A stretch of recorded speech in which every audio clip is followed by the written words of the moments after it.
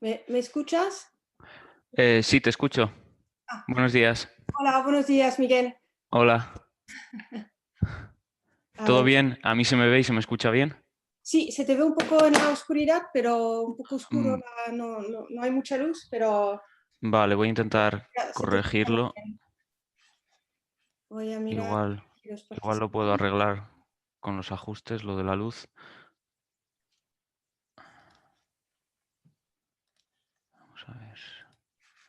No, yo creo que vale, perfecto. Mejor, ¿no? Vale, sí. Me Mejor, acordaba que tenía Zoom una opción para esto, así que vale, perfecto. fenomenal. Sí, mucho mejor. Ahora se te ve muy bien. Vale, bien. Bueno, somos los primeros aquí en la... Ya veo ya. listos, preparados. Sí. A ver, Ya la cuenta, bueno, queda todavía 20 y minutos. queda todavía mucho tiempo. Sí.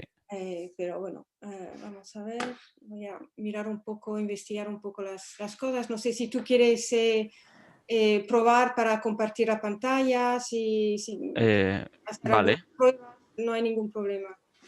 Eh, tenemos tiempo. vale, sí, estaría bien. Voy a hacer una prueba con la pantalla. Sí.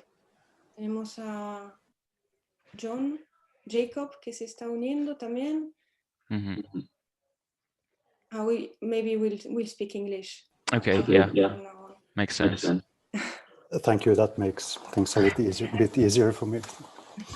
Hello, how are you? Hi, good morning. Thanks. Good morning. I'm good. How are things in Madrid?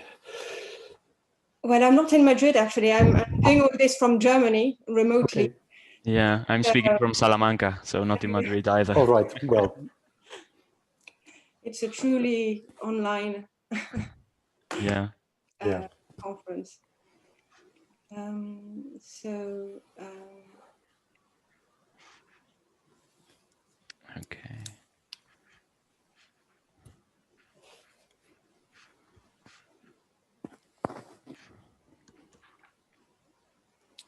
if you want to test, John, do you pronounce your name like this? John?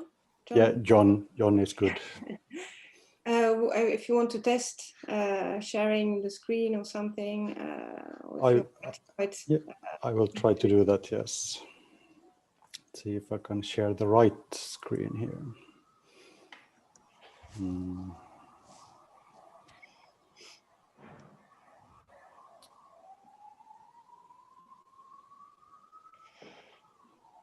Right.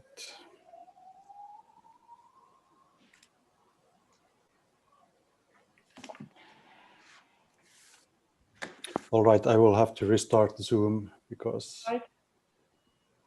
just a second. I will be back in a moment. Okay. Okay. Miguel? Okay, I think I'll try now Okay. then. Yeah. Let's see. Okay, so can you see that? Is Yeah. that too big or? It is. It fills the whole screen, but then in options, I can do it smaller. Okay, yeah, because I would prefer to. I left like this space in one side of the PowerPoint so that I could go in there, if that's possible. Yeah, sure. I prefer not to be just in a corner. Yes, that's fine. Well, in my setting, I can still see you up at the top and your presentation in the middle, so it's absolutely fine. All right. Is there anything I can do to adjust this or? I think it's perfect. I can see everything. I can see your first slide, and it looks. Like I mean, anything I can do to make my camera look bigger on the broadcast? Because you're saying that right now I look rather small.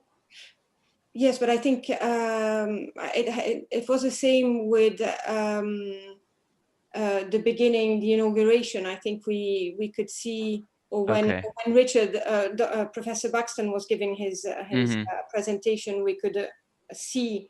Yeah, him only on a corner. Yeah. Only him on the corner, and now you are on the big screen. But when you use your PowerPoint, when you share your screen, we see obviously you know, Mostly the screen, yeah, mostly and the me. screen, and then All right. your image up at the top. Uh-huh. So that's fine then. I'm only saying this because I prefer to have myself bigger because I tend to use gesturing a lot. And The difficulties of online meetings. yeah, exactly. No, I think it's fine. Maybe when you share your screen, I think there's also an option of reducing it a little bit, but I don't know if that means that the image then is bigger. Mm-hmm. But I think it will be fine like that, Miguel. All right. Yeah. Hello, No problem. Leon. Hello, Antonella. How are you? Everything all right? Well, yes, I enjoyed Richard's talk. Yes. Oh, what's happened there? Oh, that was me. Oh, okay. Sorry for interrupting. I'll just stop sharing here for a while. All right. Wonderful. Well, we are all very punctual. We're just waiting for Saul to join, and obviously Professor Lozada, who will be moderating the session.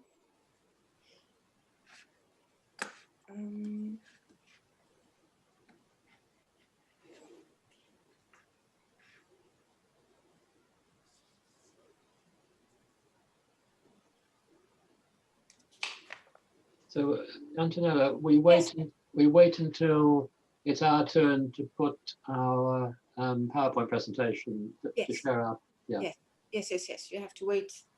And another thing, when Saul, who's going to be the first one to give his presentation, when he starts his presentation. Hello, can you hear me? Yes. Hello, Saul. Antonella, hi. How are Good you? to see you. Welcome. Very well. I'm a bit tense as usual. It's always the same thing. How you doing? Wow. Hey, hello, Leon. You look well. I do too. Yeah, thank you. No, sorry. What I was saying is that we should all mute our microphone when the presentation. I mean, when Saul, when you're going to talk, all the others should mute their. So they do it themselves. Yes. It's not Adriano or you doing it. No, it's on the bottom left-hand side of the screen. Whereabouts? Sorry. Bottom left-hand side, I think, usually.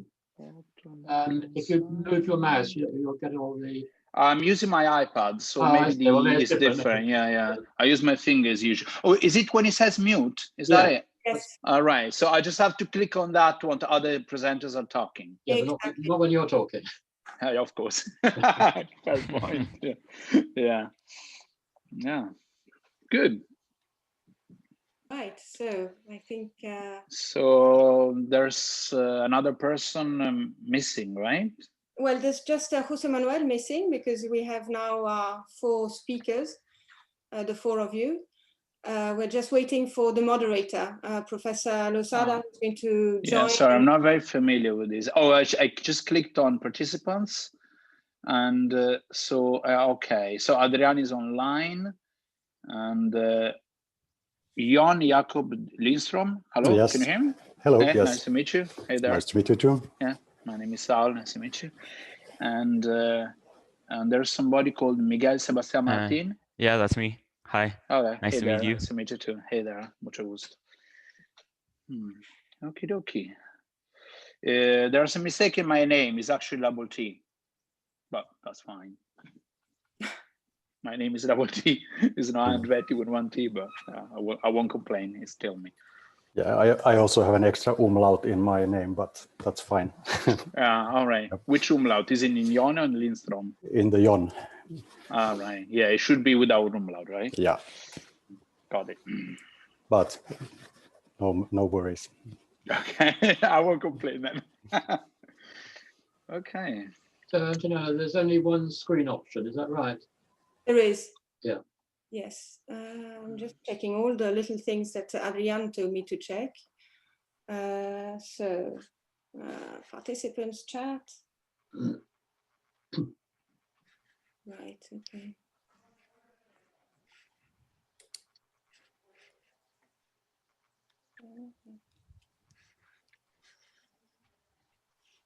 Oh, Saul, we lost your. Oh, sorry. I was just double checking my Can you see me now? So basically, if I go on my PowerPoint from, if I close this and I open my PowerPoint, you can see me. I need to do share screen. Is that correct?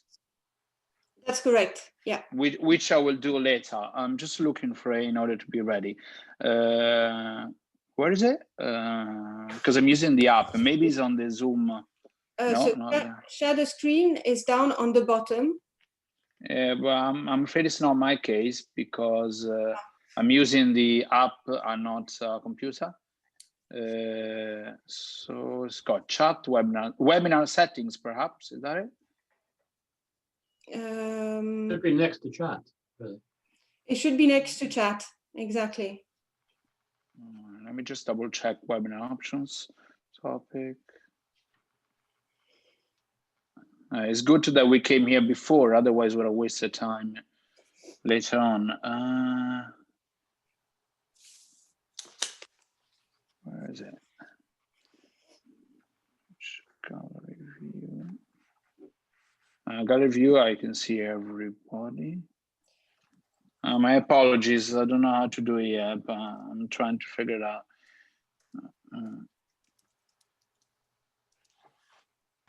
Can you see? I just wrote them. Just doing a little check. Can you see the message that I wrote in the chat? Yes. Yeah, yeah, we can see And it. you can all write. I guess no. You can all. Okay, perfect. Yeah, I see that. Yeah. Okay. Yeah, I'm just looking for the share screen option. It's very unpleasant. I don't know what that is. Maybe I should just Google it since we have 9 minutes to go. Yeah. I have just one question. How are we going to organize this? Is it going to be all of us give our talks and then we have like a combined round of questions, or are we going to have the questions one at a time after each presentation? Right. Well, this is the moderator who will explain it, but I can tell you now. You all have your presentation, and so between 15 and 20 minutes presentation. And after your presentation, we'll have 10 minutes questions. So it will be presentation questions, presentation questions. So not the questions at the end of the 4 presentations. Understood.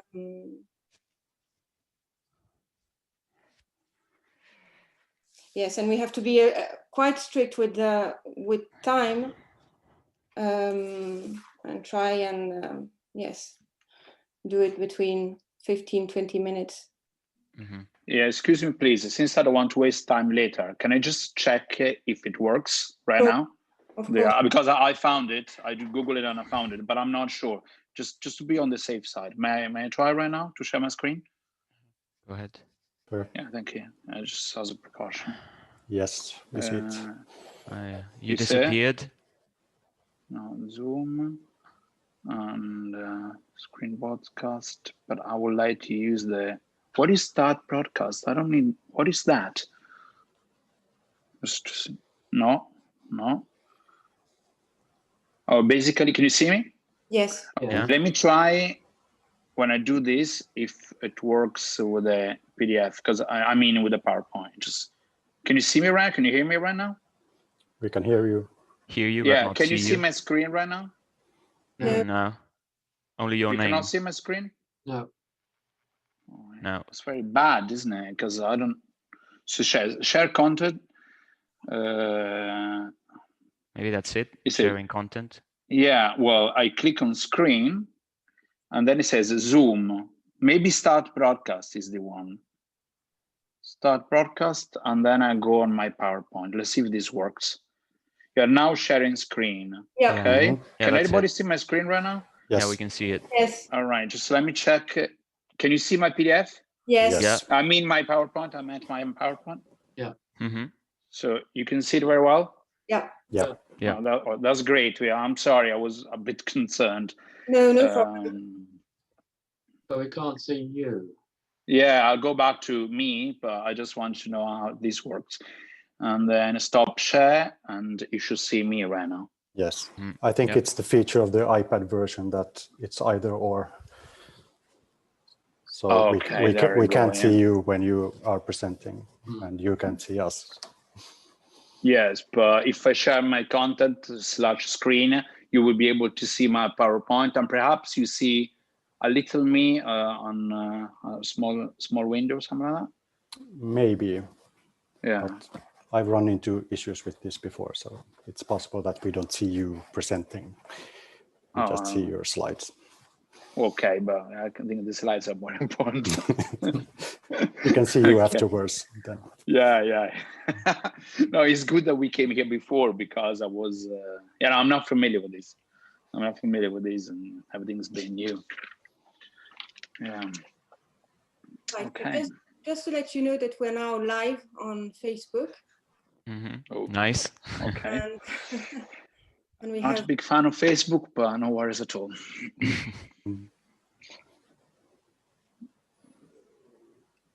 Hello, Jose Manuel. right. Hello, Jose Manuel. So we just have to wait for Jose Manuel to join us. Todo bien, yeah. Qué bien. El orden. Vamos a ver el portal Comisf Conference. Saul, Leon Barnett, John Jacob. Creo que está aquí.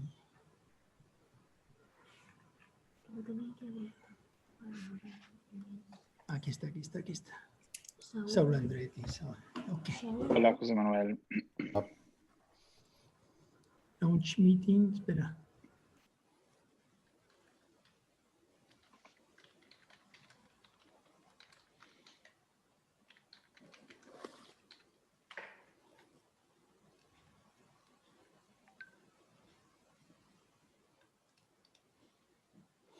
¿Sí?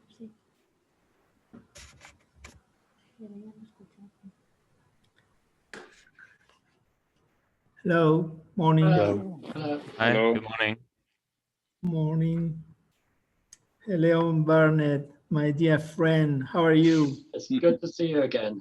Paolo Andretti, come stai, caro amico? Benissimo. ¿Cómo estás?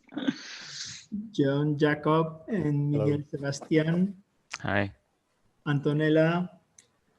I have a pair of spare shirts for you and for you all when we meet again. Thank you. As a souvenir of the conference. And even you see. Oh. Nice. Oh. Anyone of you will have one once we meet again. Okay. I think, well, we have just 1 minute before starting. And so the order is going to be Saul, Leon, John, Jacob, and Miguel. Is that right? Miguel, Sebastian. Yeah. Sebastian Miguel is only the name. Yeah. Okay. So you know that you have to speak. Your talk will last for about 20 minutes, no more. And after that, there will be questions and answers. Then we stop and we move forward to the next one, okay? So that we can cut off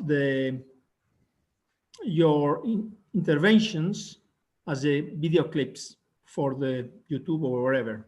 Okay, so there will be no questions at the end of the whole session. Okay.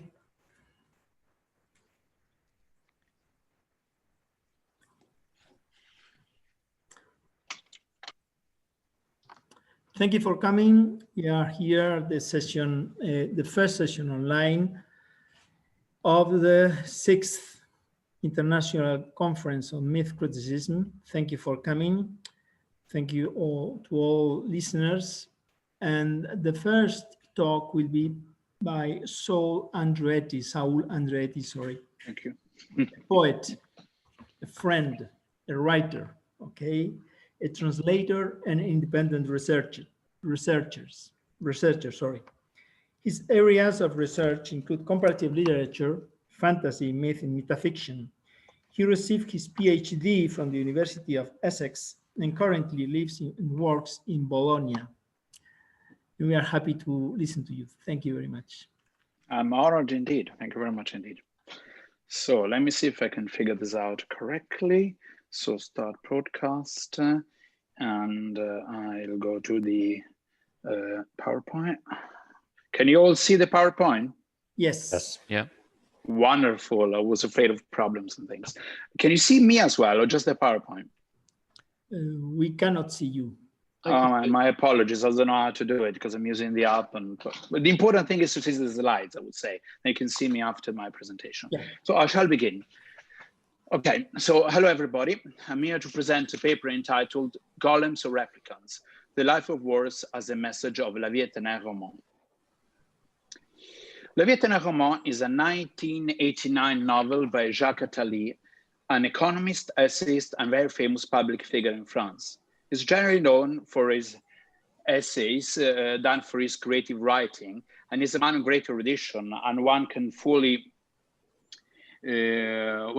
tell how his knowledge is condensed into his novels. In fact, La Vie est un Roman is a clear example of a book that mingles different sources together, such as the Bible, the Kabbalah, history, and it goes without saying, science fiction motifs. There is unfortunately no English translation of the book, so all the quotations I will share with you today will be in my own translation. So briefly, here's a list of the motifs that can be found in the book. This list is, of course, by no means exhaustive. So you have the Father Quest, the atomic bomb, the Shoah, the portrayal of the myths of mankind with a stress on the biblical stories and the sacred text of Judaism. Safed, Sirah, Zohar, we'll see these in a moment.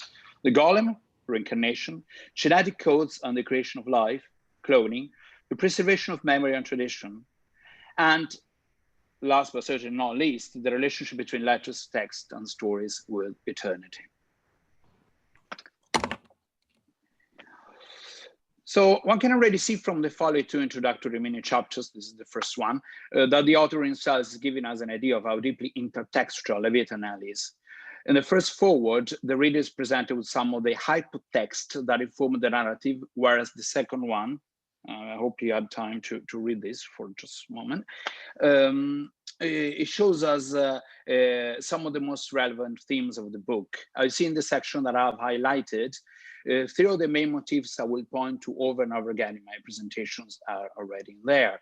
So words, the ability to create copies of others, and the notion of eternal life. So you have the words capable of giving life to clay statue, that Sabbatai Donner in person has succeeded in reproducing himself and still lived somewhere with some of his works, copies, I would highlight, of illustrious men.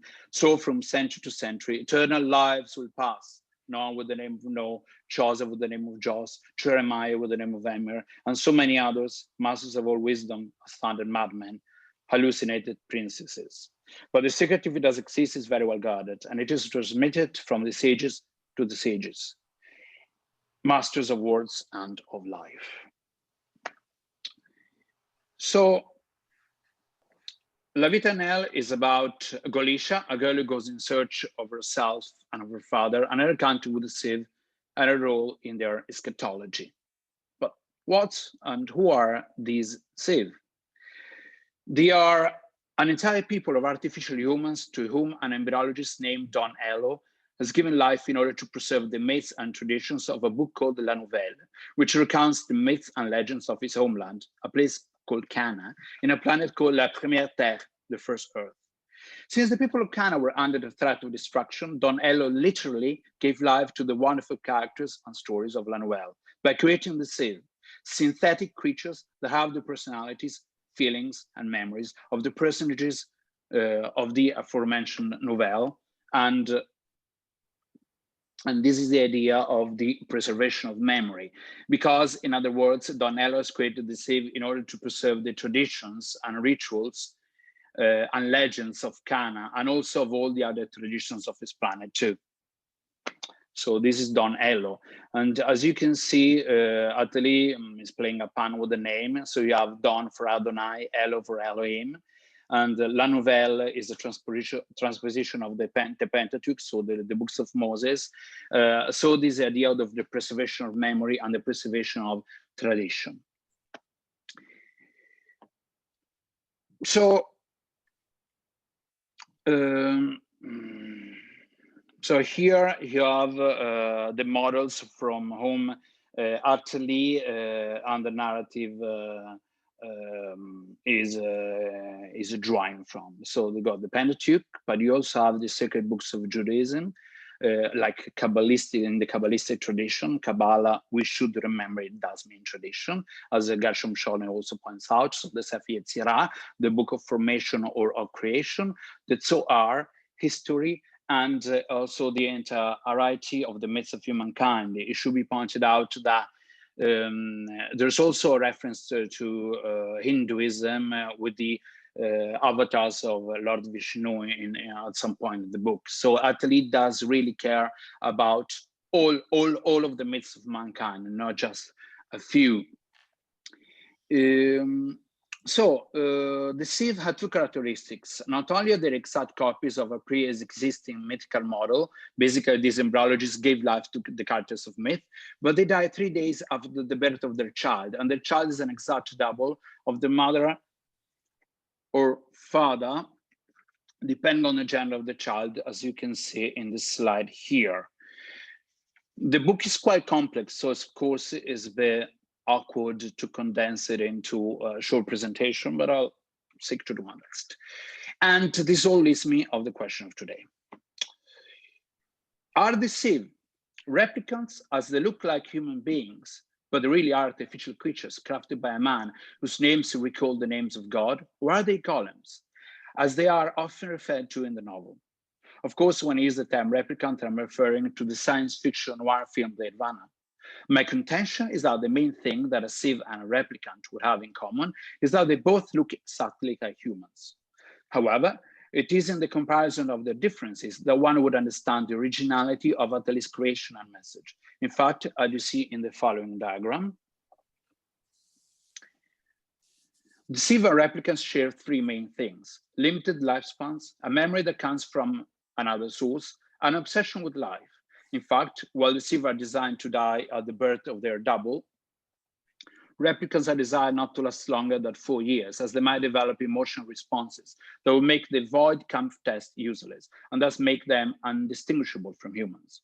Moreover, both sieve and replicants have implanted memories, but the former are able to reproduce and transmit the memories of their models, biblical characters or otherwise, to their children.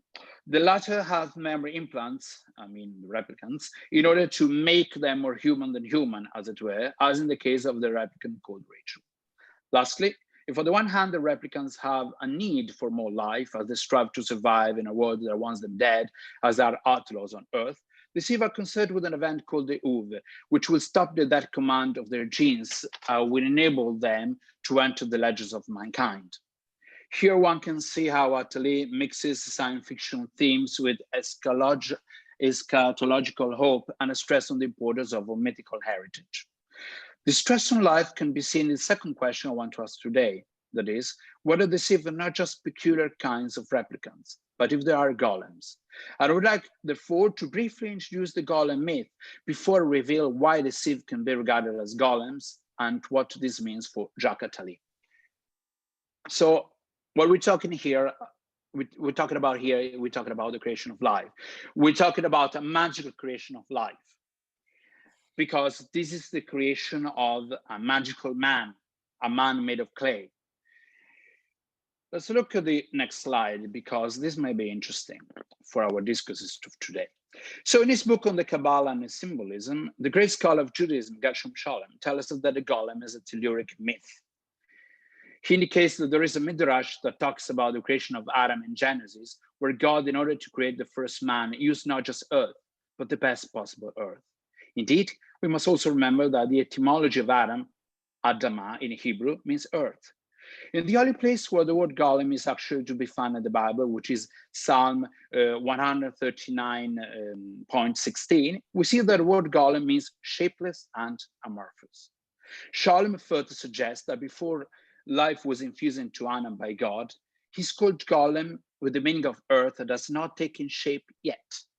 Moreover, there is a midrash in which Adam is defined as a golem of cosmic dimensions that has shown to God all the future generations up until the end of time, before he was even able to move or talk.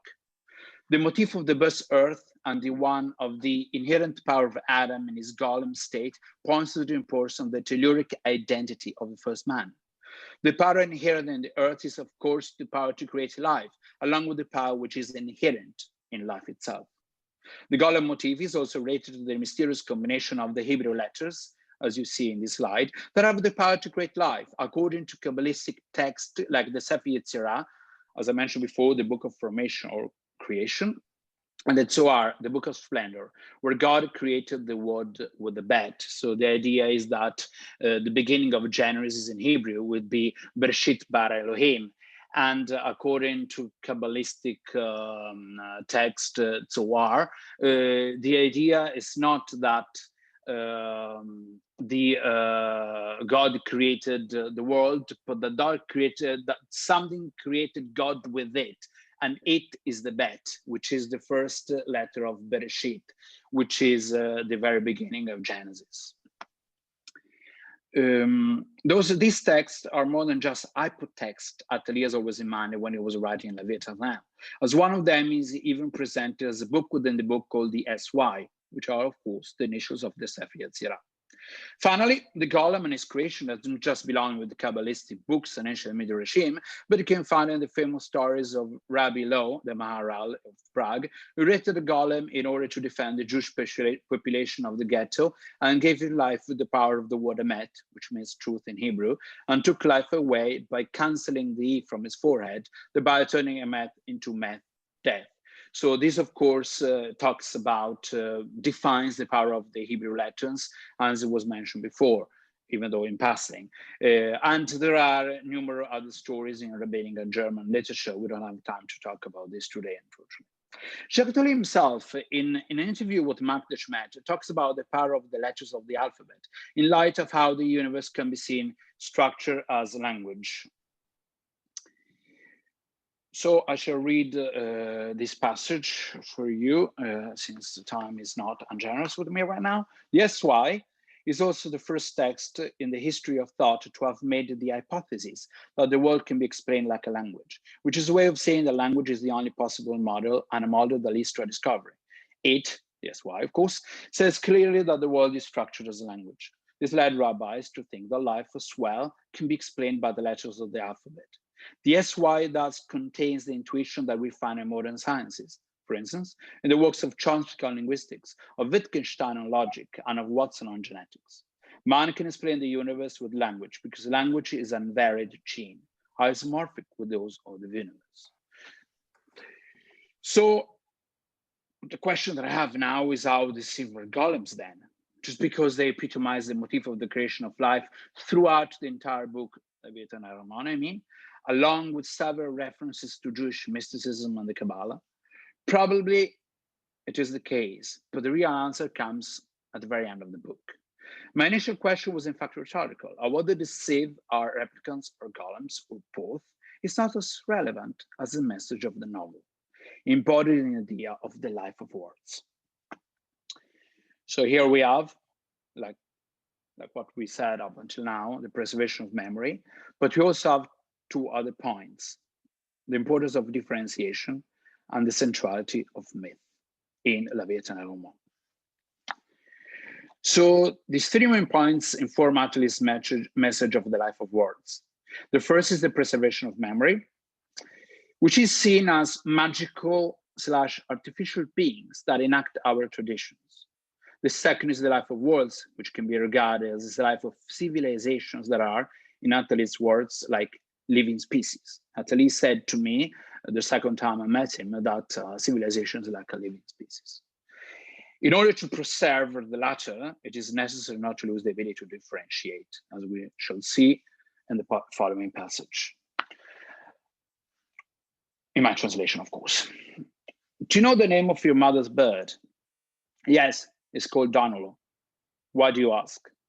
No, Donolo is the name your mother gave it a long time ago. What I ask, he said after a long silence, is the name of his family, if you prefer, to one of his race. I don't know, but what for? The other day you said to me that amongst men, races have no importance. Isn't it the same thing with birds? It's true, in order to judge them, it has no importance, but it is very important to understand them.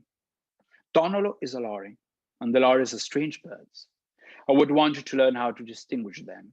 To distinguish is already to respect. A civilization dies if it no longer is capable of distinguishing. So this is a very, very important message. And when I interviewed Jacques Attali in February 2010, we talk about different things. We also talk about genocide, as it was mentioned before in my presentation of today. The Civ die because they're killed in an atomic bomb, which is a reference to one of the horrors of the 20th century, the atomic bomb, but also to the Shoah, because they represent not exclusively, but mainly the Jewish people, where we also talk about the issue of differentiation. And this is what my question was. I was referring to the passages just quoted. I'll just read to you since looks like I have enough time to finish. There is a passage, in particular that struck my imagination and perhaps that of many readers. I'm referring to the dialogue between Tula and Golisha. And when Tula says that a civilization dies if it loses the ability to distinguish. I would say that this message is still valid now.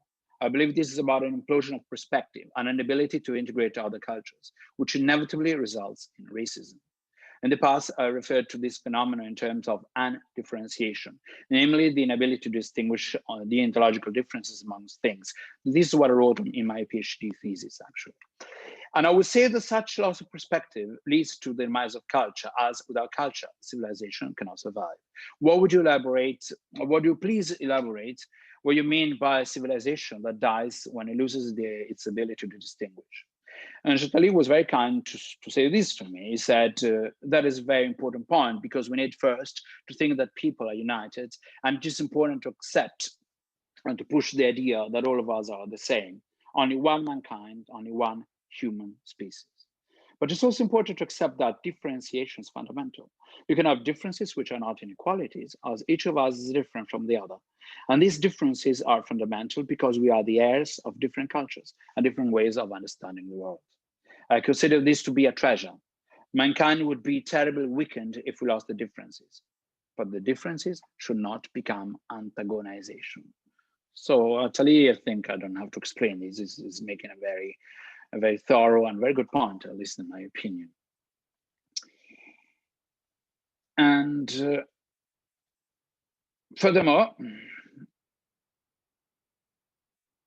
we can actually finally talk about the meaning of the life rewards as a way to posit the centrality of myth stories and the written word in our lives. And I would like, sorry? You should be finishing in 1 minute, please. Okay, so I'll just show the slides and read very briefly within 1 minute. So basically, what Sally is talking about here is that the golem is a myth, and not that the myth is a golem. That words, I'm reading at the bottom of the page, as perhaps the real golems, made of the clay of letters, is with them that myths are betrothed to eternity. And that letters, words, languages, and written works and myths are more alive than any other creation of man, because it is the life of words that the Kabbalistic tradition was talking about within the book, portrayed in the book. And that letters, words, languages, written works, and myths are more alive than any other creation of man. Thank you very much. Thank you, Saul Andretti, for your talk. Now, we have to ask to any of the colleagues, to the 18 colleagues, if you have any questions regarding this talk about La Vie Éternelle by Attali.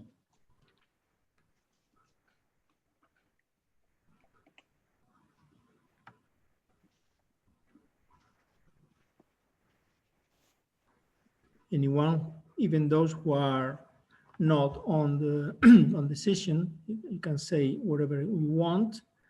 Cristina Doku, Alessia, Cristiana Roffi. There are some Italian colleagues there. Angela Rumpani, Mehmet Gurel from Turkey. It's up to you.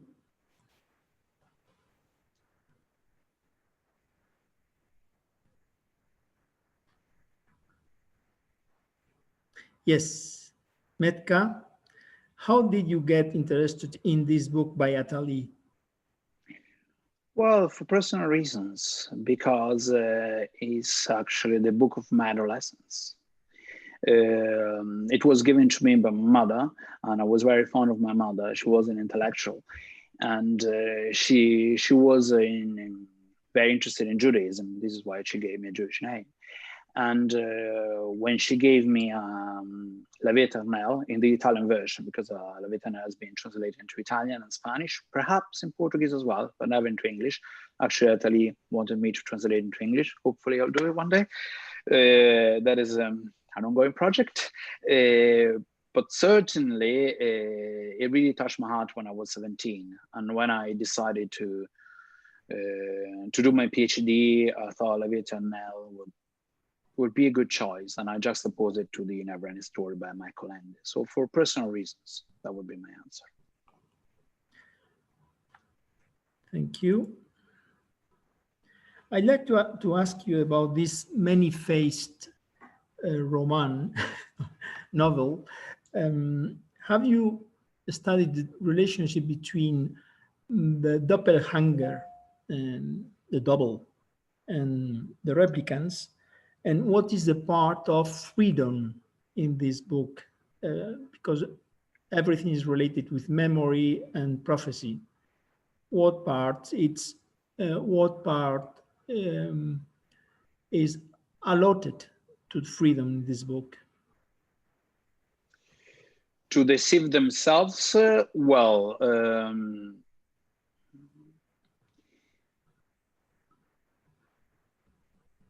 I think they save, actually, I know they save, they have memories of other lives. Mm-hmm. But these memories are not always that manifest. So there is a degree of freedom that they have in their choices. But since they believe in prophecy, in a prophecy called the UV, which I didn't have to mention in my presentation because time was short, basically this prophecy is about a person, a woman, who is half Sith, half human. And the moment that she takes her place in the novel, in the Pentateuch, everything will come true, and they will stop dying at the birth of the double, and they will gain such freedom. So prophecy itself is somewhat conducive to some future freedom, I would say. Okay, thank you. Thank you. Cristina Doku, if the word is creative power and identity conferral, doesn't the question of Golem versus... Can you read the question? Me? I mean, there's a chat. I can ask you, if the word is creative power and identity conferral, doesn't the question of golems versus replicants matter? So not so much because of the differences between the creation of the two species, but because of ultimately who controls the literacy of those subjects? Well, as I mentioned in my presentation, the question was a rhetorical. The question was a bridge to go to the message of La Vie Éternelle. I don't think it matters whether they are just replicants or just golems. What matters is Jacques Attali's ability to withdraw from different sources and to produce a consistent message. So it is irrelevant to whether they are golems or replicants or both or a bit of both. What matters is how the message is conveyed, I think. Thank you. Thank you, Cristina.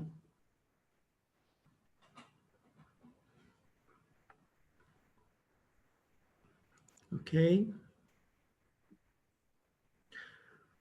Thank you very much, Saul Andretti. I think it's time to move on to the next talk by Leon Burnett. Any one of you knows very well our dear colleague, Leon Barnett, Honorary Senior Lecturer of University of Essex, a specialist in classics, mythology, translation, and recently has published or co-edited Myth Literature and Unconscious, as well as Translating Myth. And he has been for many, many years the director of the Myth Group. Thank you very much for coming again. Well, for staying at your place, but coming to the online through online to this meeting again. I think this is your fourth or your fifth appearance in this series of events. Thank you very much for everything you have done, you and your colleagues. I don't need to remember that even Saul Andretti was one of your students many years ago. Thank you very much. And so today we are going to listen to you, and Leon is going to speak about the weight of God, consciousness in science fiction and myth. Please go ahead. Thank you, Jose Manuel. And I would like to begin by saying how pleased I am to be virtually there. And I'm now going to try and get my PowerPoint presentation before I do anything else. Right. Okay, I shall start. The weight of God, consciousness in science fiction and myth. Science fiction, like myth, is grounded in the dominant ideology or belief system of its time. Myth, in the words of Jakob Burckhardt, was, quote, the underlying given factor in Greek existence. The dominance of myth, he maintained, quote, must have been much reinforced by the polis as the pattern of national life and by the bards. In our day, science enjoys a similar predominance. One needs only note how governments across the world have responded to the current outbreak of the coronavirus pandemic in justifying their policies by insisting that they were following the advice of, quote, the scientists. They did this because science has come to exercise a powerful hold on the popular imagination, demanding from the public faith in matters that are not always fully understood. Contemporary science has, in effect, usurped what was once the role of myth or religion, replacing it as a repository of truth, to become the master narrative of our civilization. Yet, it's worth pointing out that science is in many ways indebted to imagery and ideas that were first established through mythology. The very names given to planets and star clusters, or to the days of the week, are testament to this. The bards, whom Burckhardt mentions, however, have been superseded by prose writers and film directors in dealing with science fiction.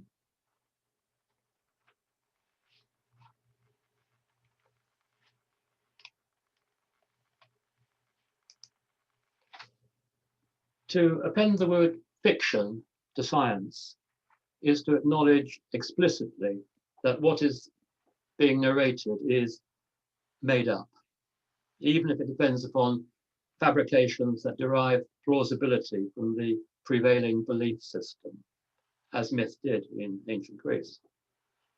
The bards of ancient Greece regaled the assembled company with tales over which the gods presided. The authors of science fiction offer the readers of late modernity accounts at the core of which contemporary scientific discoveries are accommodated.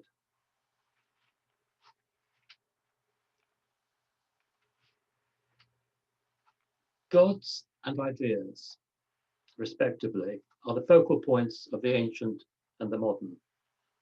Abstract, invisible, and yet to their audiences credible. To express the difference aphoristically, one may say that mythology celebrates gods of ideas, weather, agriculture, war, love, death, whereas science fiction entertains ideas of gods. The balance of power has shifted from divine providence to human intelligence, where once gods were masters of a universe in which they were able to overcome human rivals. The ingenuity of the human mind has now become paramount.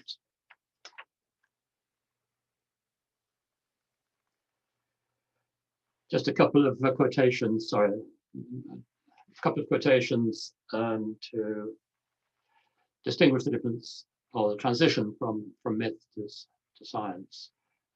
Gottfried Richter, writing as an art historian, has written, "Science increasingly forgets how to look for God. Religion loses its connection with the world. Awareness that gradually arises out of science." Sorry, read that again. Loses its connection with the world awareness that gradually arises out of science. Art begins to forget that too. It has a part in the revelation of the mysteries of the world. The great universal secularization begins. And from a completely different angle, Gary Zukav, writing on quantum physics, quantum mechanics, writes, the advent of science marks the beginning of the ascent of left hemispheric thinking into the dominant mode of Western cognition and the descent of right hemispheric thinking into the underground status from which it did not emerge with scientific recognition until Freud's discovery of the unconscious. So to sum up then, the gods have disappeared, not only from the face of the earth, but even from their heavenly abode. Space age exploration is responsible. In fiction, if not in fact, it's dispossessed the old mythological gods. What was once venerated as sacred space has become the province of outer space, or sometimes its inverse, inner space.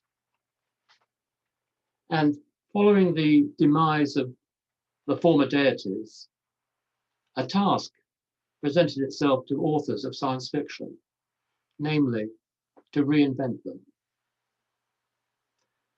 And one is tempted to add the biblical phrase, in their own image and likeness. So in this presentation, I want to consider two novels in support of this assertion. Frank Herbert's Destination Void and Richard Powers' Galatea 2.2. Each in its own way interrogates the nature of human consciousness and its ability to reproduce itself cybernetically. In a sense, they've adapted the Delphic maxim, know thyself, and turned it into a scientific question for the contemporary world. Can a machine know itself? The acquisition of self-knowledge has two central pillars, intelligence and awareness. And these are qualities essential to consciousness. Well, I start with the later novel, Galatea 2.2. That's the front cover, and you can see the source of that.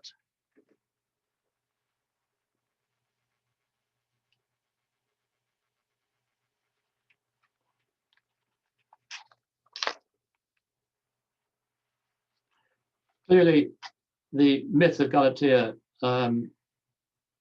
is invoked here. Its very title, Galatea 2.2, is indicative of a link between artificial intelligence in the novel and mythology. As I'm sure you know, the Ovidian version of the myth of Galatea had to do with the creation and the animation granted by Aphrodite of a female statue with whom the artist Pygmalion became infatuated. The challenge at the core of Power's novel is to construct an electronic device that is equivalent in intelligence to that of a master's student in world literature. The test of this is the ability of the machine to complete an end-of-year examination at the appropriate level. Although the novel's title alludes directly to the myth, the name Galatea never appears in the narrative. Instead, the narrator, who is also called Richard Powers and a novelist, works with a scientist on a program that goes through a series of iterations from A to H before eventually becoming known in the last of its iterations as Helen. Parallel to this plot is the narrator's account of his infatuation with a female postgraduate student, referred to throughout the novel, not by name, but ironically by a letter, the letter A. And as a counterpoint to his current crush, Powers reminisces repeatedly and often painfully about an earlier attraction towards another female student, known only as C. Some of the strands of the novel fall outside the genre of science fiction, but they're cleverly intertwined with the cybernetic plot. The title itself of the novel, Galatea 2.2, is ambiguous. It could refer either to the construction of Helen or to the fantasies of A and C that the narrator recreates in his imagination. The central theme of the book, which unites the various strands, is an exploration of consciousness, in which the science fiction element is very much to the fore as we learn of Helen's metamorphosis from machine architecture to sentient being capable of feeling emotions. This, in its turn, leads eventually to a consideration of mythology, as the narrator decides that it was time to try Helen on the religious mystery, the mystery of cognition.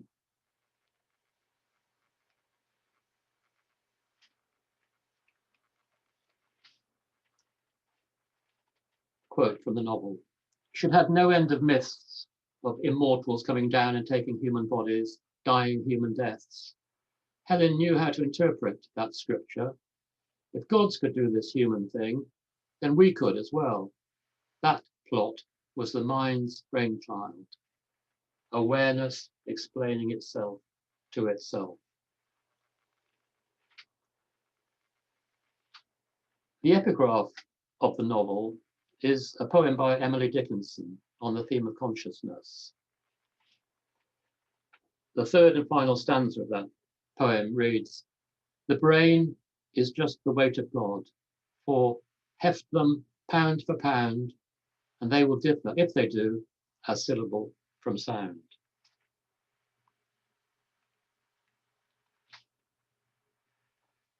The last line of this poem is taken up again towards the end of the novel, as the narrator reflects upon the rest mass of God.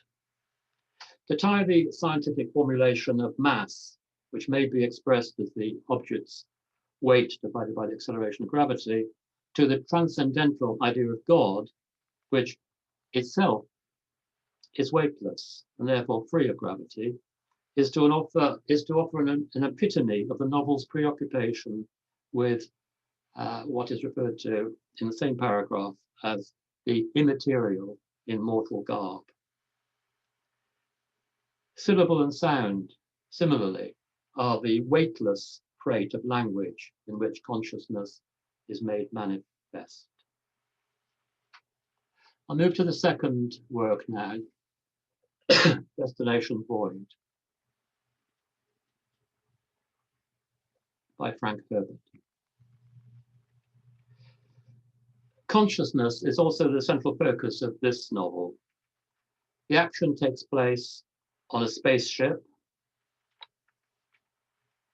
the Earthling, ostensibly on a journey to Tau Ceti, which is expected to take 200 years to complete.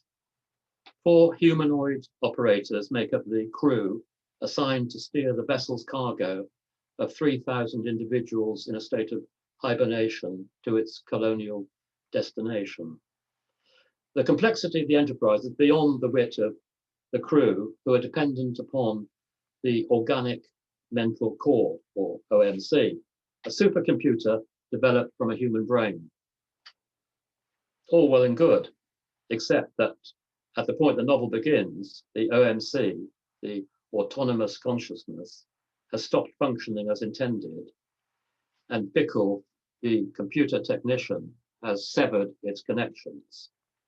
On the first page of the novel, we read, "There had been no doubt about what had to be done. The OMC had gone mad, a wild runaway consciousness. It had been a sick ball of grey matter whose muscles turned every servo on the ship into a murder weapon, who stared out at them with madness from every sensor, who raged gibberish at them from every vocoder."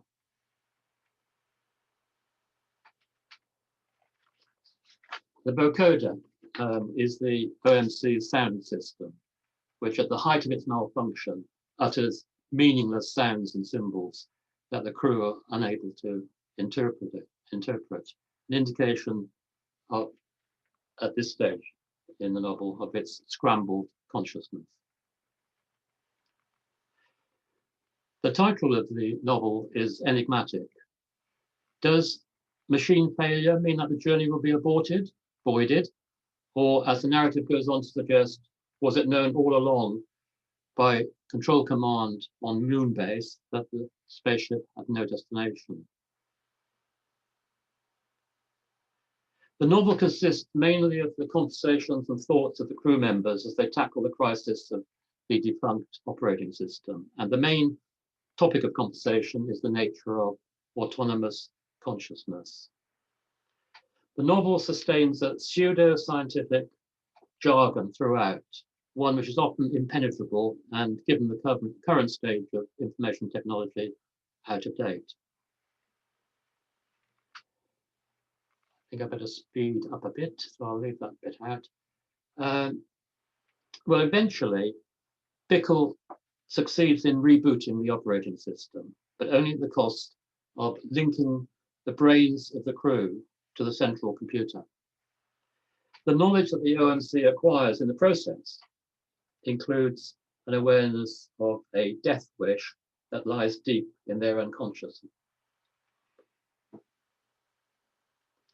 It's at this point, then, that the mythological perspective is invoked, when Bickle says, "There were Greeks who said that even the gods must die." As the narrative makes clear, it's necessary for the OMC to incorporate this awareness of death, the ultimate self-knowledge, in order for it to come back to life. As the novel states, death was the background against which life could know itself. A similar observation about awareness explaining itself to itself, a formulation that could be said to offer a definition of consciousness, is made in Galatea 2.2, when Helen had no end of myths about immortals. Soon after it achieves this level of awareness and intelligence, the spaceship reaches Tau Ceti, although the crew fail to understand how they arrived at their destination so soon. The OMC, however, assures them that it's not important that they know, for it understands. It tells them through the vocoder, "My understanding transcends all possibilities of this universe. I do not need to know this universe because I possess this universe as a direct experience." This statement confirms the machine's acquisition of consciousness, and indeed the deification of the organic mental core, which is ratified in the last chilling words of the novel that provide a fitting climax to the space odyssey of the Earthling. let me conclude then by saying that the two novels discussed in this paper belong to a subgenre of science fiction that deals with cosmic consciousness, the weight of God. If consciousness is an elusive concept, then so too is God. The inscription in the temple of Apollo at Delphi, the northeast of Thon, know thyself, served as a beacon for the whole of ancient Greece, as much for the followers of Logos as for the adherents of Mythos. Through time, this injunction has never been entirely forgotten.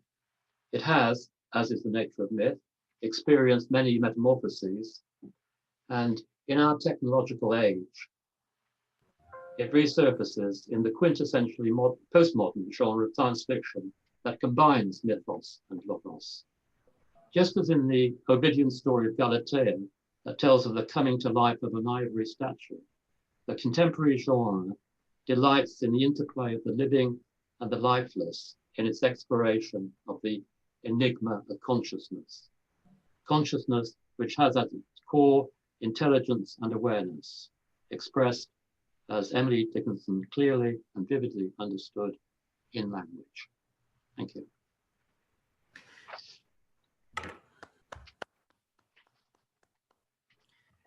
Thank you very much, Professor Burnett. As always, your talks are extremely inspiring. I don't need to remember that we have taken from you the several notions. For instance, that one of the valence, mythical valence, we have spoken in previous times. Thank you very much. This time you have spoken about this objectivity of our subjectivity, if I can say, about awareness in an objective way. Thank you very much. And now let's see if there are any questions. I don't know if you can. Oh, thank you very much. Can you see, Leon, the questions? Now is by Christina Doko. Can you read, or do you need I read them? Yeah, I can read it, yeah. Okay.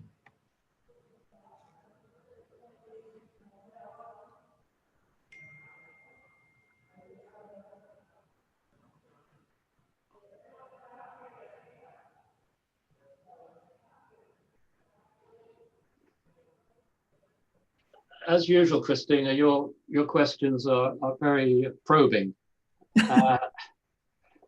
I think I should point out that the novelist is Richard Powers. The character in the novel is Richard Powers. So we have a situation perhaps a bit like James Joyce in Portrait of the Artist as a young man, about we don't know quite how much the author is drawing from his own life or creating a fiction of it. So I think I would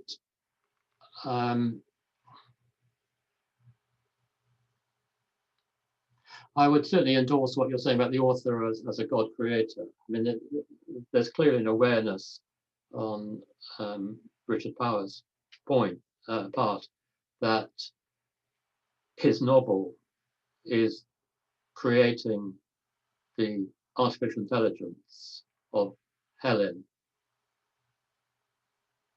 But Helen is the one who is given the knowledge that is equivalent to the OMC in Destination Void, total knowledge, because she's fed virtually all the information you find in the Library of Congress. So my closing point was about intelligence and awareness being expressed in language. Of course, that's not the only form of consciousness. We can have non-verbal consciousness, but the very fact that Powers has chosen to use the epigraph, the weight of God, referring to the weight of God, I think is indicative of the author as being equal, you know, the brain being equal to the weight of God, the author as being equal to God in terms of creation. And just to finish, my point was that human intelligence in a lot of science fiction has superseded or perhaps even overturned the idea of divine providence. Okay, thank you. There is another question, this time by Metka Tsupanchik.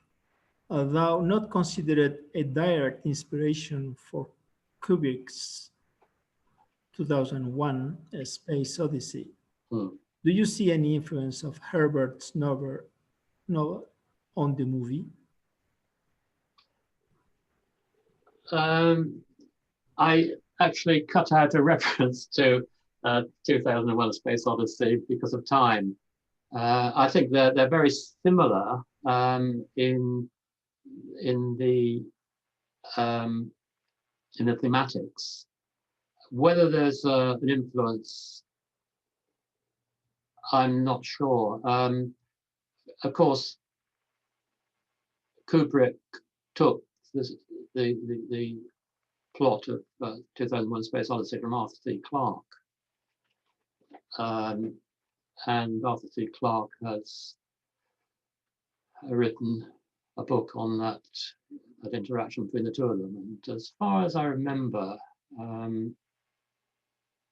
Clarke doesn't mention Herbert, but clearly, I mean, he would have known about Herbert's writing.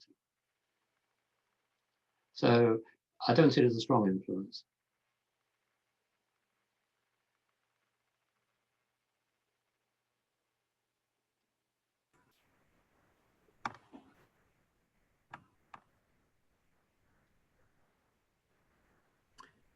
Thank you very much once again to Leon and to our colleagues for their questions. Now it's time to move on to the next talk by John Jacob Lindstrom, who is a student in cultural heritage at the University of Helsinki. He is new in this series of meetings, and we are very happy to have you here among us, this time to speak about mythic discourse in digital world. Up to you. Thank you.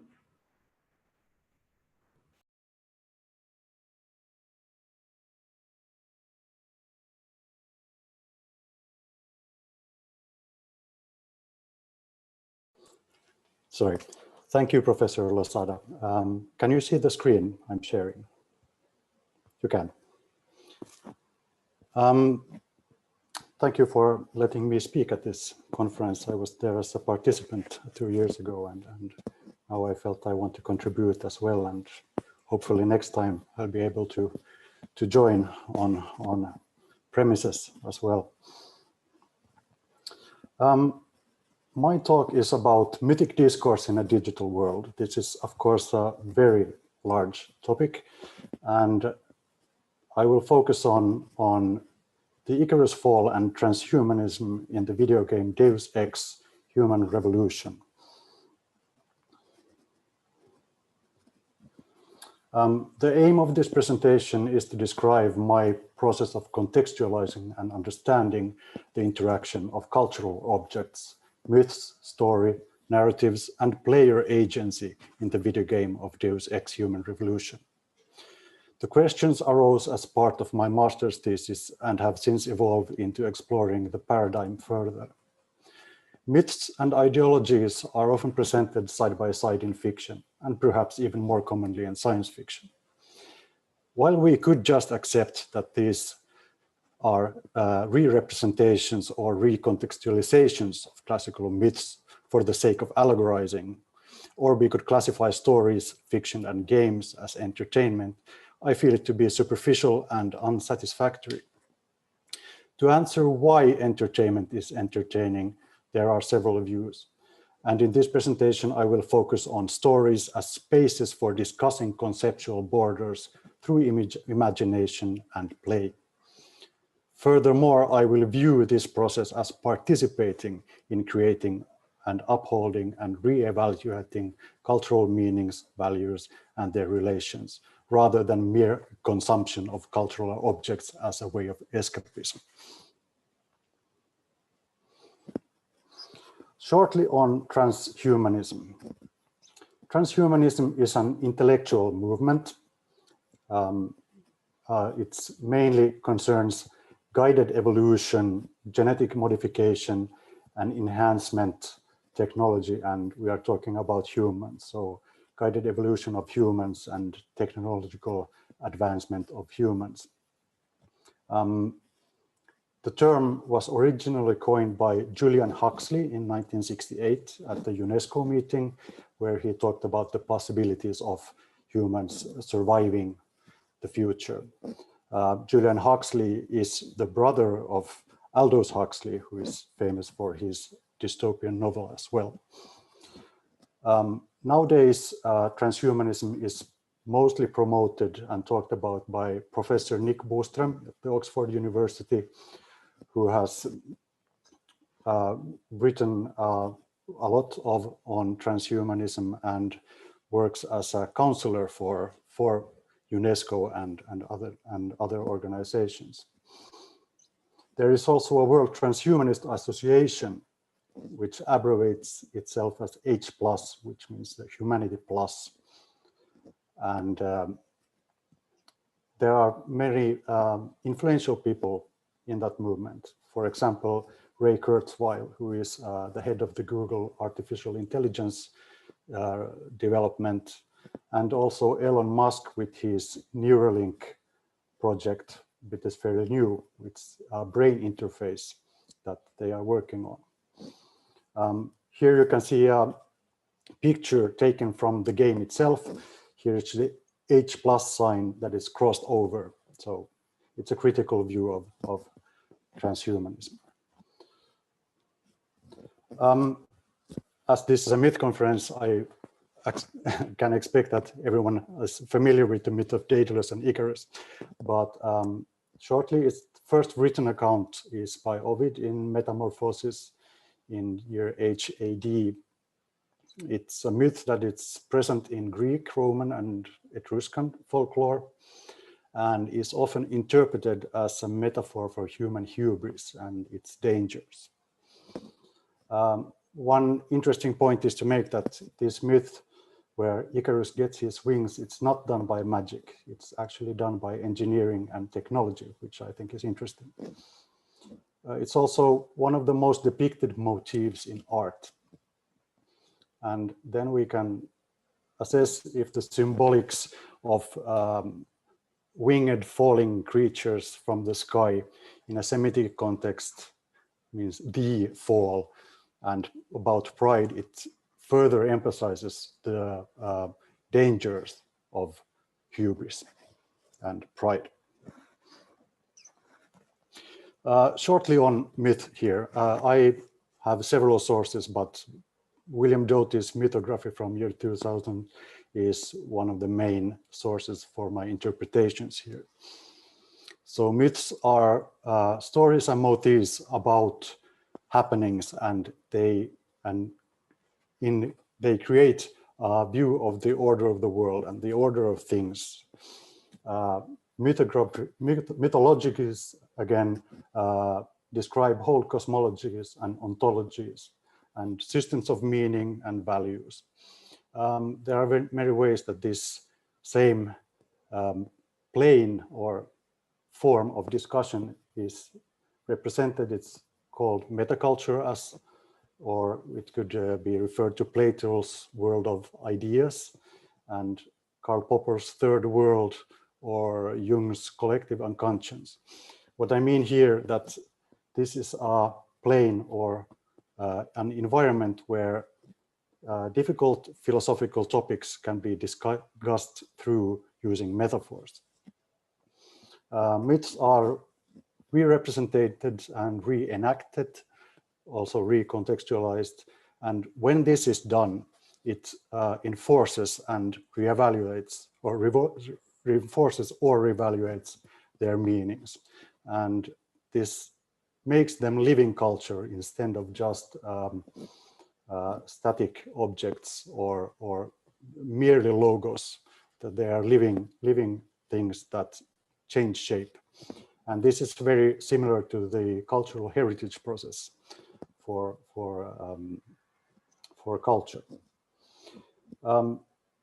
For one way to see it is also that they make a set of tools of discourse, something that I now have called folk psychology.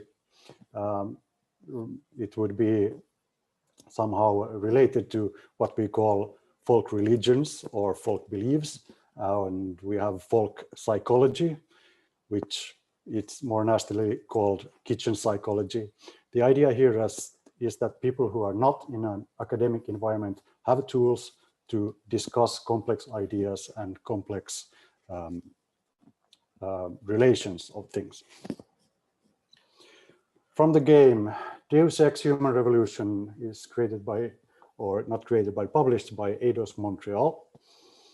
It's a cyberpunk dystopia, and cyberpunk particularly addresses issues of the mind-body problem and the philosophy of for Descartes, for example.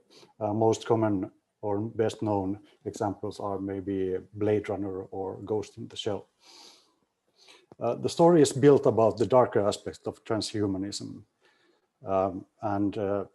In this case, it's more of an, maybe not a dystopia, but it's a cautionary utopia, where a utopia for some becomes a dystopia for others. And the story of the protagonist is loosely based on Mary Shelley's Frankenstein. It's very rich in transhumanist imagery, and the game itself is what's called a first-person shooter or first-person sneaker in this case. It's played through Adam's eyes, and while you can play the game quickly with shooting everything in sight, if you play it more of stealth and through discussions and dialogues, you get much more content out of the game. Adam is a security officer in a corporation that creates human enhancement and prosthesis. And he dies in the very beginning of the game. And what happens is that the corporation and his boss brings him back to life using the technologies that they create. Sarif, the chief of the corporation, sends Adam to recover a missing scientist.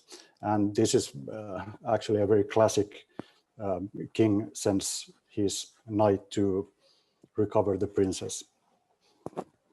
I view this also as a modern fairy tale with player agency and branching narrative and multiple endings. So the player agency changes the story and changes how you view Adam's story and the story of the game world.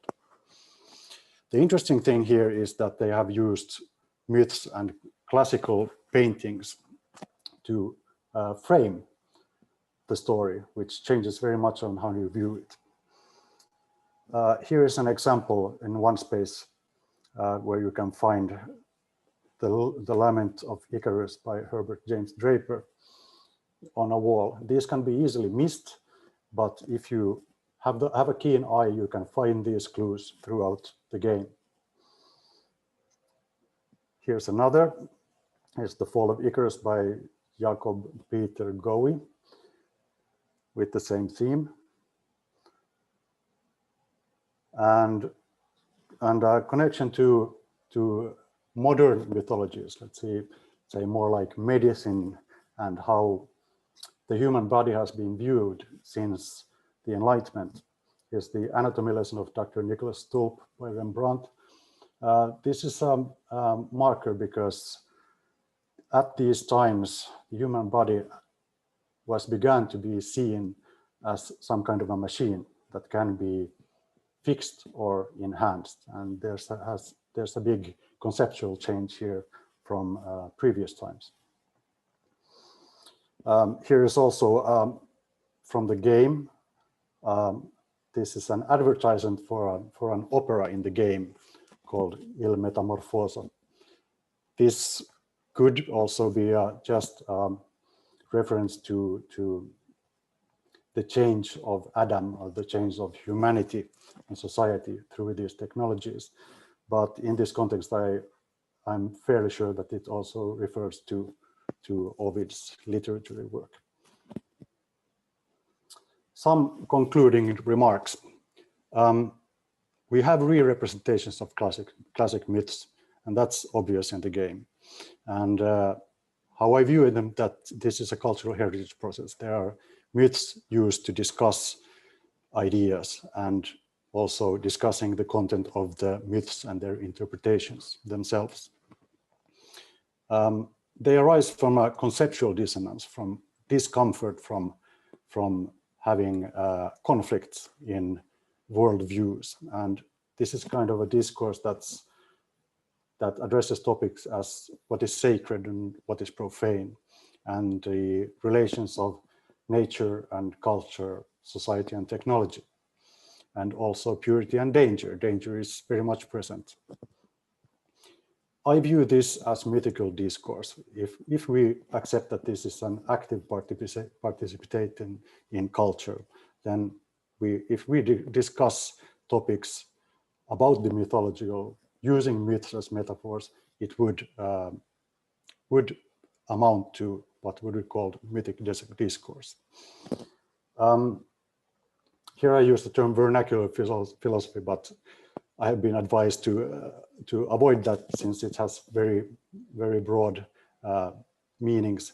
But let's say folk philosophy, that means that people who are not in an academic or institutional environment, can discuss difficult questions through metaphors and fiction. Then is the point of the rules of play. As we can say that it's only a game, it's only a play, or it's only a story. And that's one key of being able to discuss topics that might be difficult in a mundane environment. So the environment of a game gives a very good forum or place to discuss imaginary topics and what if environments. And this is something that is very common practice in philosophy. The aim here is to create a framework for understanding how representations of myths interact with contemporary topics in games and science fiction. Here on the right side, I have a screenshot of the magazine Nature, talking about the Anthropocene. And Nature is, of course, a very esteemed scientific magazine. But if we look at the imagery here, it's sort of a different story. And here is the battle of nature and human culture side by side, and depicted inside the human body. And I think this is an interesting remark to see how this same mythological or mythic discourse happens in our real lives and the presentations in it. So to conclude, just a second. The process of modernization in our environment or our culture, or even in ourselves, causes a conflict of values and a dissonance in our conceptual world. From this conflict rises a discomfort in our worldviews, our ontologies, and a need arises to discuss, understand, and re-evaluate meanings and their relations. This discussion is carried out through metaphors in fictions and play, and myths deliver meanings, and even more, they deliver questions to frame a complex topic, which the player can explore through one's own actions and choices. So we could even call these philosophy simulators.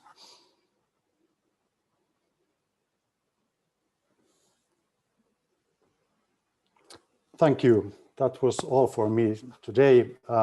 This is a part of a 2-hour-long presentation that I've cut out from it.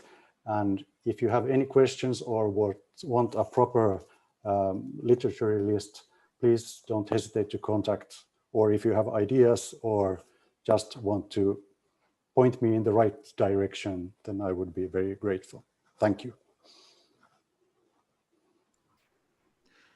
Thank you very much, John Jacob Lindström, for your first talk in these meetings on myth criticism here in Madrid, or in Helsinki you are. About transhumanism, always dealing about or with relationship between mind and body.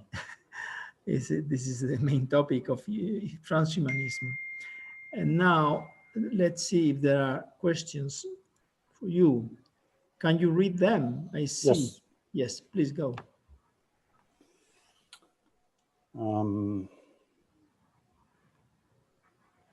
The first one is by Metka. Metka. Basically, the interaction between the artificial intelligence going crazy and the humans. It's, yes, possibly. The question of artificial intelligence is also very prominent in cyberpunk, and artificial intelligence gets a role of spirits from old mythology. And it's a good question if they are modern myths or re-representations of much older myths. Okay, it was still meant for Leon Brunettis, but I joined the discussion.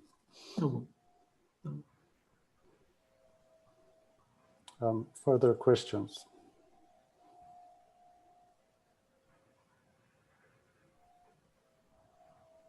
No? Well, let me know if this made sense and if you want to direct me in some direction in this future research.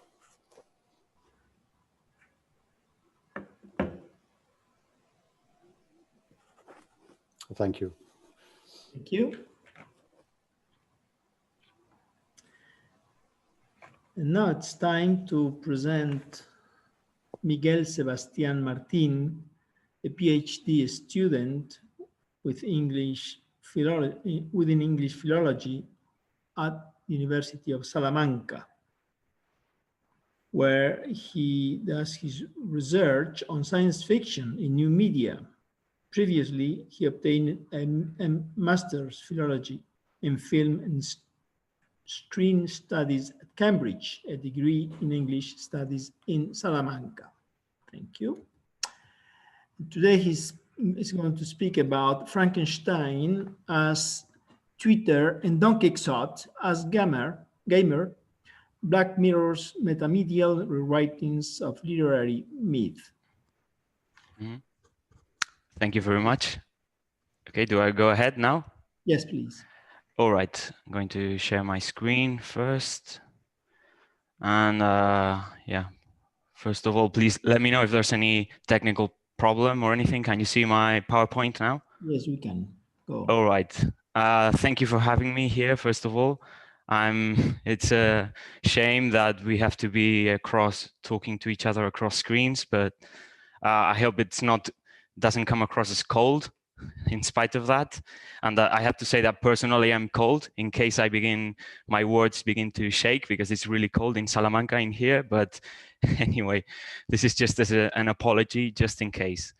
So to go into the topic, I want to propose that we look at Black Mirror as a kind of catalog of myths that reflect upon our mass media context. So that's why I call them metamedial rewritings. And because Black Mirror is a very large series with narratively different episodes, it's an anthology show, as most of you will know. I'm only going to consider two examples, focusing mostly on one of the two, because one of them has already been studied in a couple of papers that are published. So if that's okay, I'll begin by offering a brief clarification, theoretical clarification. Okay. So what do I mean by a metamedial rewriting? Here, just to put it up front, I'm basically thinking about the framework, the theoretical framework that Gérard Genette proposes. And when I speak of a rewriting, a metamedia rewriting, I'm thinking of a kind of like a mixture between architextuality and metatextuality, because we're dealing here with, in the case of Black Mirror, we're dealing with episodes that rewrite not a narrative in a very strict way that an adaptation does, but in a more open, generic way. That's why I link this to architextuality. And then I also say that it's metatextual to a certain degree, because it reflects upon itself and upon the media context in which the series is distributed. So that said, what's the degree of fidelity that I'm considering here? I'm mostly considering how the literary myths, Frankenstein and Don Quixote, respectively, how they are rewritten and transformed to be adapted to this mass media context of today. Hence, my label of, obviously, I'm speaking of metamedia rewriting. So I hope that clarifies my theoretical background, and I don't want to bore you with this any longer. And if I were to provide a short, concise definition, I would say that a metamedia rewriting is a transformative version of an architext or a myth that updates it, so to speak, in a media conscious or self-referential way. That's what I mean by this. If we want to, just to name a few examples, other examples of metamedia rewritings could be The Truman Show, which most of you will know, which we could take as a metamedia rewriting of Plato's Myth of the Cave. And same could apply to Matrix, although in a more allegorical way. And a similar thing could be said about Westworld, which has a really strong metafictional dimension. This is something I explored in a paper that was published 2 years ago, in case you're interested. But here I'll focus chiefly on Black Mirror, which is, as is obvious, my main object of interest. And I'll begin by considering Be Right Back, which is an episode that I regard as a metamedia rewriting of Frankenstein. I'm going to be brief in describing this episode because it has already been approached by Panca in an essay in Science Fiction Studies a couple years ago. So I'll just recapitulate on the main ideas and then move on to my, let's say, more original analysis for another episode which rewrites Don Quixote. So what's Be Right Back about? This is essentially the story of a couple. The boyfriend dies, and his girlfriend buys a resurrected version of him, which is recreated by combining his online life parts, so to speak. His tweets, his vlogs, his everything he did online is put together, and he's brought back to life. So that's why I say here that he's recreated from the digital graveyard. Anyway, I just wanted to reiterate that what I'm saying here is just mostly a rephrasing of what Panca has already said. So what we have here is the Frankenstein's creature is updated to this media context, because instead of bodily fragmentation, instead of having Victor Frankenstein collecting body parts and putting together corpses of criminals, here we have informational fragmentation. We have software, a company who offers you the option of putting together your online interactions so as to resurrect the dead. And so in that sense, instead of biological matter, we're dealing with multimedia data. And should be noted that, first of all, Ash, who's the character, he's first resurrected as an avatar, as a guy you can talk to in a chat, but then the company continues selling that resurrection, and he's eventually brought back in a body that's sent to his girlfriend, and all that information is put into him, and he's again a fully functioning human being again. So I'd say that in this episode, the main difference emerges from the creators, because we saw that the creatures, they have many similarities in spite of their evident differences. But the creators, even though they both decide to resurrect people for their loneliness and some grieving that they could not they could not deal with it. Here we have two different responses. Although on the one hand we have Victor, who's the classic romantic overreacher, the Faustian figure of so many. I mean, we have so many versions of that story, but he's a genius, self-consumed ego. While on the other hand, the creator we have in the Black Mirror episode could be any of us. Martha is just a postmodern subject. I mean, we can all identify with her because she's not an isolated genius in any sense. Why is this? We have Victor, who, as I said, is embarked upon a Faustian quest. But on the other hand, we have Martha, and what she's doing is something more banal. She's just engaging in compensatory consumerism, and that's the origin story in this case. It's not a grand scientist gone mad who decides to create life out of dead bodies. This is just a girlfriend who is grieving about her dead boyfriend and who decides to buy from a company like any Silicon Valley company, who is commodifying this option of resurrecting people out of our digital existence. So yeah, while I mean, I'm dealing in kind of artificial oppositions here, but if we saw that in Shelley's Frankenstein, we had a demystification of human life. Here, what we have is a commodification of human life. So maybe that's one key difference that we could consider, and how Black Mirror turns the Frankenstein story into the mass media context. So this is all I wanted to say. I'm sorry if it was too compressed in any way. I know that I'm kind of rushing here, but I just wanted to move on to my second example of a metamedial rewriting in Black Mirror, which is USS Callister, which I want to approach as a rewriting of I call it the literary myth of Don Quixote. And by this, I mean the main structural features of the novel. So what is this episode about, first of all? If we want to paraphrase Cervantes, here we can say that this is the story of a man who played too much. He watched and played video games. He had too much space operas. And as Cervantes said, se le secó el seso, right? His brains dried up.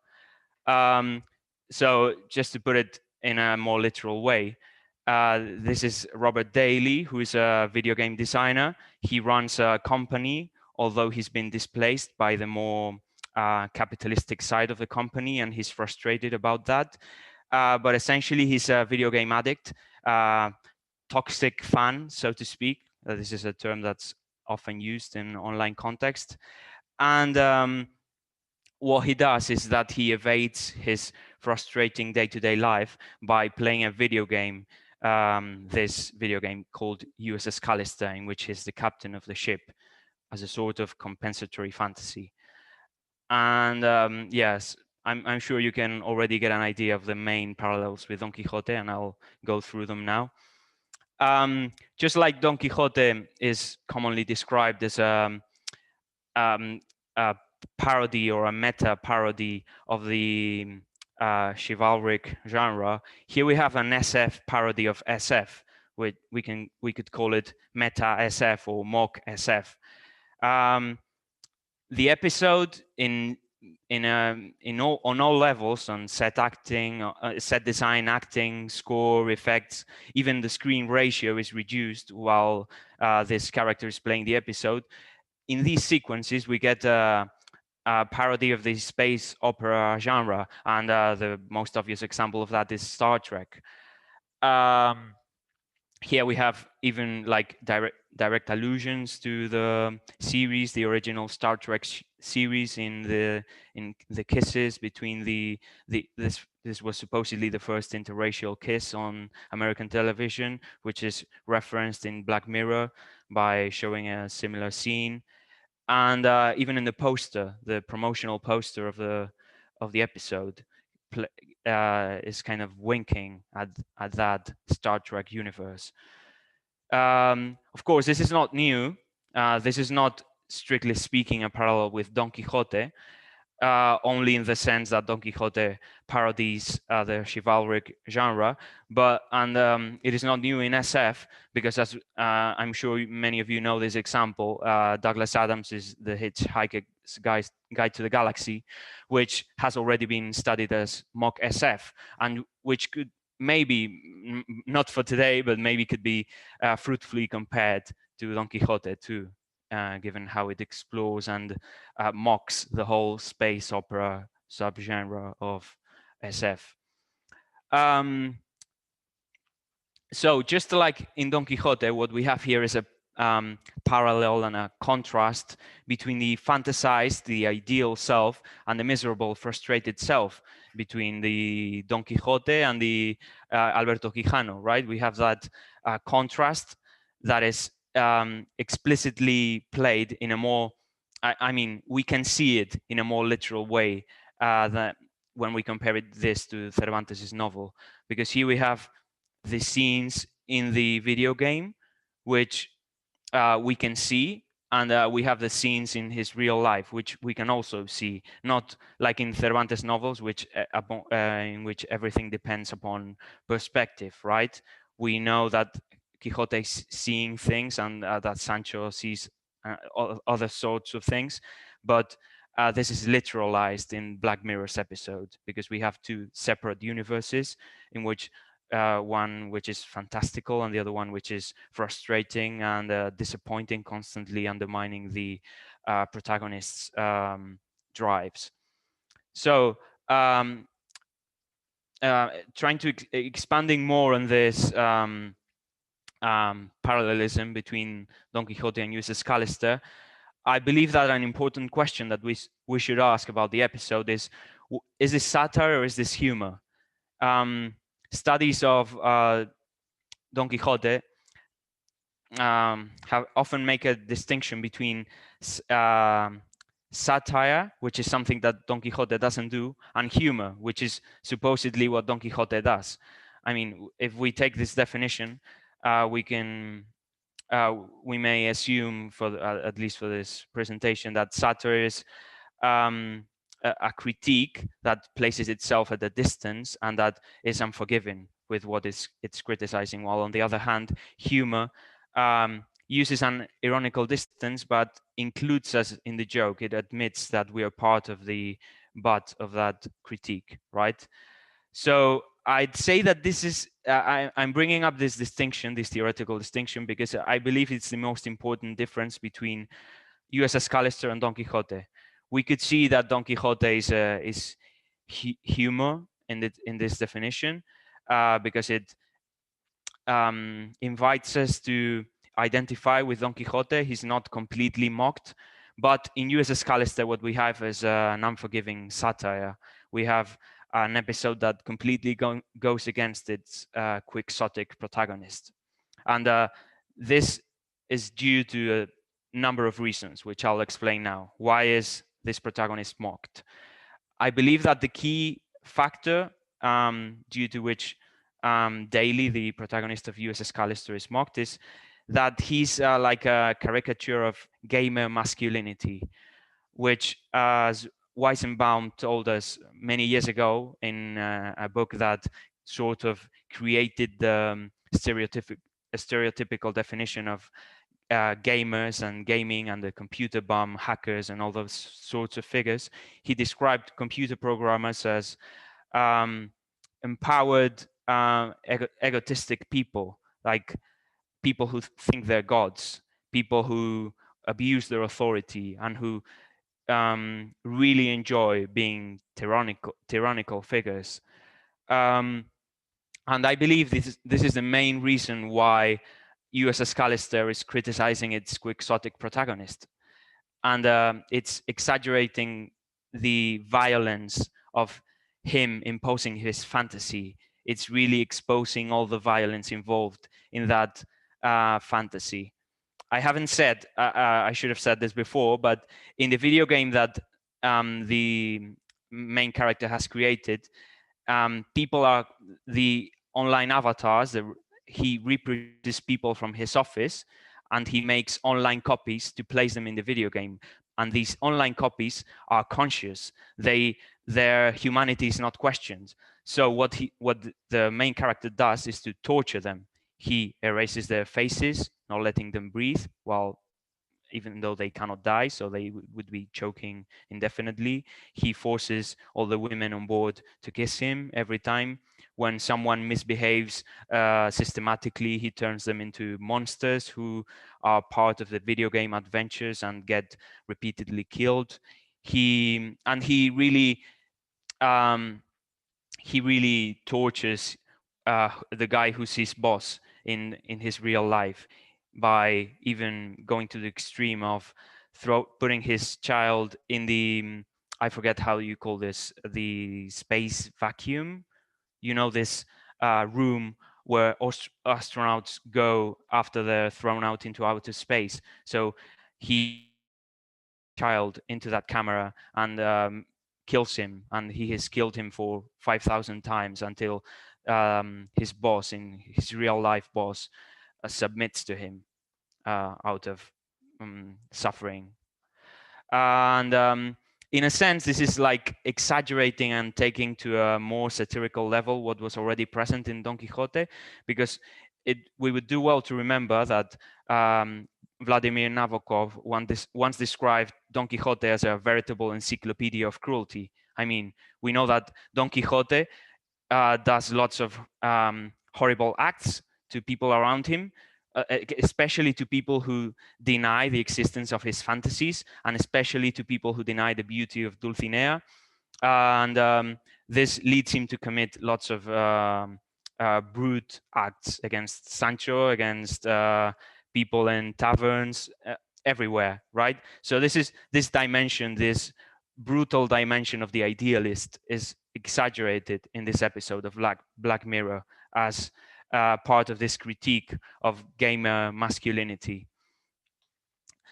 Then what's interesting is the resolution of this episode differs completely from Don Quixote, because here the gamer is gamed, so to speak. The online avatars of his workmates eventually rebel against him, and they devise a plot against him to escape from that video game, and to either die or escape onto the internet. So what they exploit is that this gamer has a very repressed sexuality, to the point in which he's erased his workmates' genitals in the video game. This is suggests a kind of twisted motivation or reasoning going behind the protagonist's like attempts to control all of them. And this could remind us of some readings that have been made of Don Quixote, which describe him as a repressed middle-aged man who decides to go into a fantasy world as a way to compensate for the fact that no one cares about him in his little village, and that girls don't pay attention to him, and that he's fallen in love with a peasant in his village. So yeah, there's like in a way we could speak of this episode taking to an extreme the dimension of sexual repression that was already to a certain degree present in Don Quixote, if we believe the psychoanalytic interpretations of Don Quixote. Miguel, yeah, am I? Please. 1 minute. All right. So yeah, he's basically played because of his sexual repression, and he's eventually expelled from his own video game, and the rest of the characters escape. Sorry that I was talking in circles a little, but yeah, I was getting close to the end. And what this episode teaches us is not, it doesn't outright condemn gaming culture, but it ends up by showing that it's more ambivalent, right? That gamers, even though they can behave as tyrants, as this toxic gamer does, they can open ways of subversion as the rest do. So yeah, it shows us that potential. Then this is all I wanted to say. I'm sorry that I had to rush to get to the end.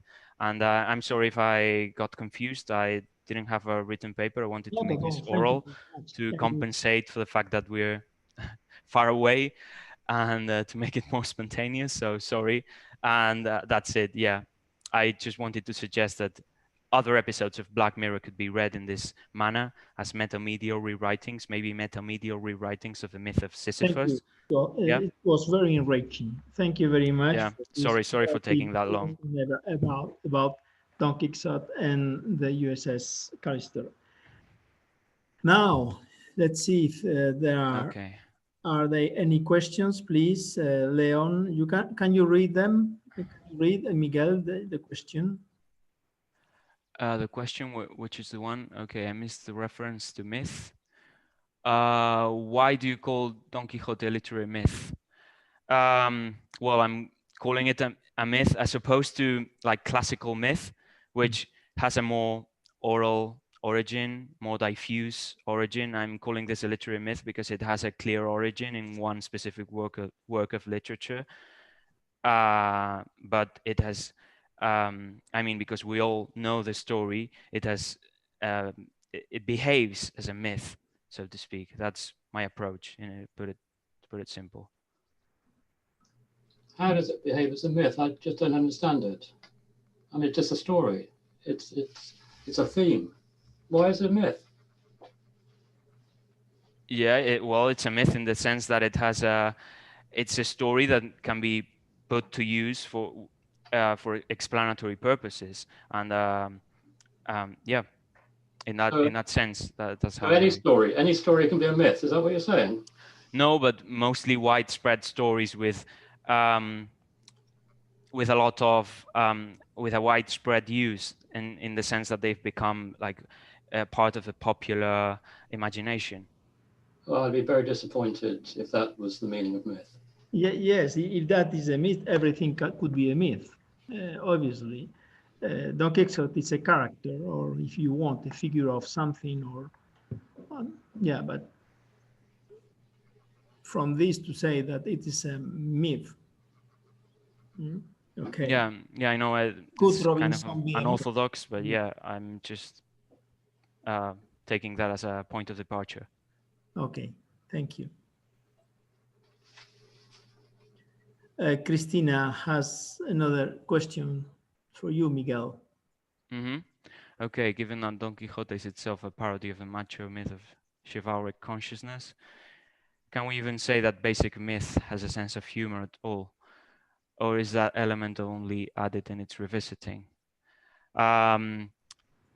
Basic myth, as in referring to the original Don Quixote novel? Or what are we? I'm not sure I understand the question. I mean, if we are referring to the original novel, there's obviously humor is an essential part of it.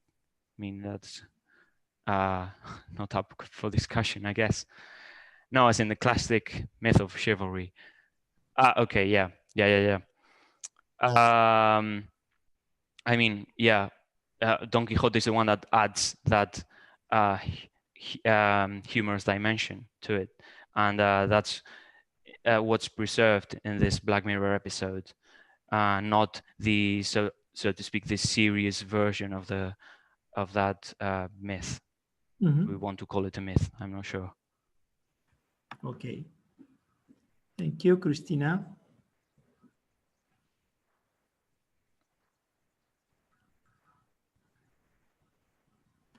Okay, I think we are at the end of this session. Mehmet from Turkey. Thanks to the 4 colleagues for the very interesting presentation. Okay, thank you very much. Thank you. Good job, Jacob, Saul Andretti, Miguel, Sebastian, Martin, and Leon Barnett, and obviously Antonella, who has been there in the dark since the beginning. Thank you very much. And let me remind you that we have another appointment at 3, an online English session with Natalie Kremer, Loren Keslake-Young, and Juan Francisco Belmonte Avila.